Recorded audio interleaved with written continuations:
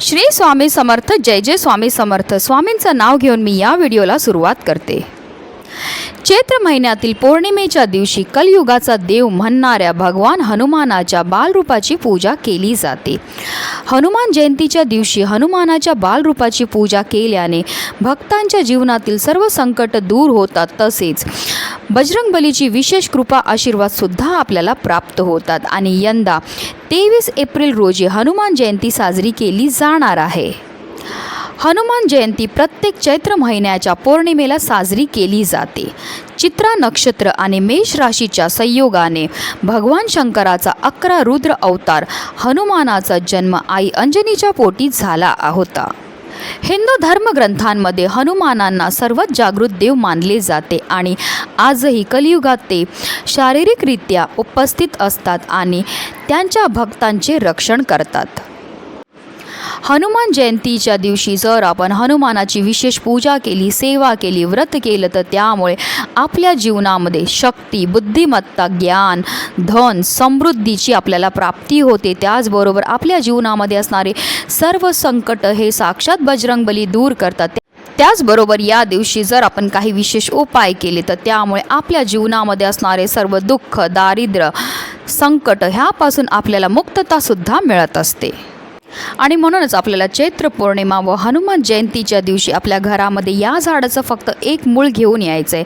हे मूळ आपल्या घरामध्ये घेऊन आल्यामुळे आपल्या घरामध्ये चहूबाजूने पैसा हा येऊ लागेल. धन येण्याचे अनेक मार्ग हे मोकळे होतील. आपल्या कष्टाला, आपल्या नशिबाची साथ ही मिळायला लागेल, ज्यामुळे आपलं 7 पिढ्यांचं दारिद्र्यसुद्धा नष्ट होईल. आपल्या जीवनामध्ये सुख, समृद्धी, ऐश्वर्य हे कायम टिकून राहील. अतिशय प्रभावी असा हा उपाय जो प्रत्येकाने चैत्र पौर्णिमा आणि हनुमान जयंतीच्या दिवशी करायचं, त्याबद्दल सविस्तर आणि महत्त्वाची अशी माहिती मी तुम्हाला या व्हिडिओमध्ये देणार आहे. तर व्हिडिओ पूर्ण पहा.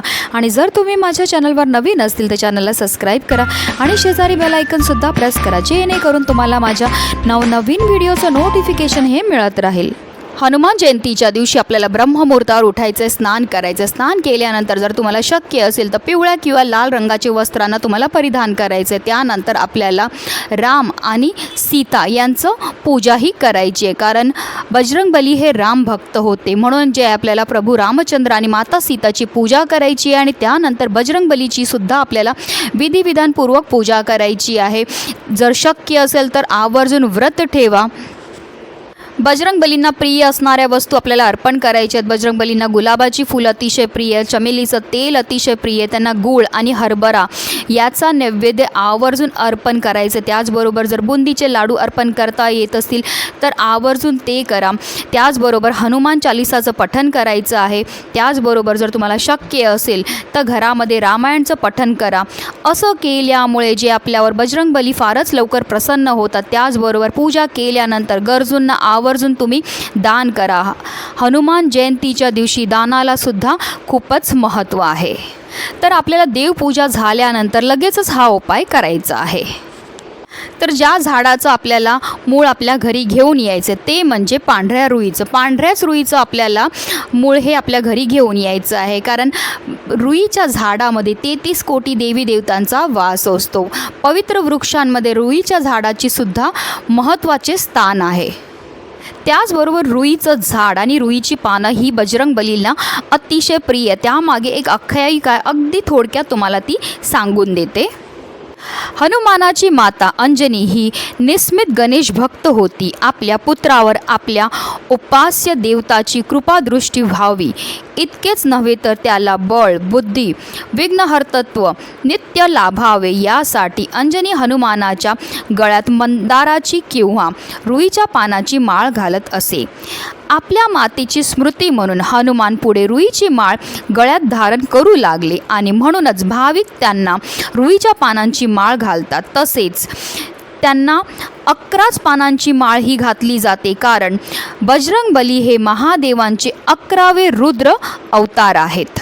तर आपल्याला रुईच्या झाडाजवळ जाताना जे आहे आपल्याला एक ताट तयार करायचं. त्या ताटामध्ये हळद, कुंकू, अक्षदा, फुलं, त्याचबरोबर एक दिवा घेऊन जायचं आहे आणि आपल्याला एक तांब्यामध्ये गाईचं कच्चं दूध, त्याच्यामध्ये थोडंसं पाणी मिसळू शकतात तुम्ही आणि थोडीशी साखर असं त्या तांब्यामध्ये टाकायचं आहे. असं हे ताट आपल्याला तयार करून रुईच्या झाडाजवळ जायचं आहे. रुईच्या झाडाजवळ गेल्यावर सगळ्यात पहिला आपल्याला तिथे दिवा हा प्रज्वलित करायचा. दिवा प्रज्वलित करताना थोडेसे तुम्हाला तांदूळ ठेवायचे आहेत किंवा तुम्ही फुलांच्या पाकळ्या ठेवल्या तरी चालणार आहे.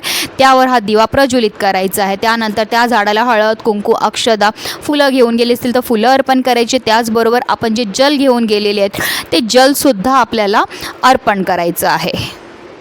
त्यानंतर आपल्याला त्या रुईच्या झाडाची जी आहे एक आपल्या बोटा एवढी मूळ जे आहे ते तोडून घ्यायचं. तोडताना कात्री किंवा चाकूच्या मदतीने तोडायचं नाही, आपल्या हातानेच ते मूळ आपल्याला तोडून घ्यायचं. हे मूळ आपल्या घरी घेऊन आल्यानंतर त्याला स्वच्छ धुवून घ्यायचं आहे.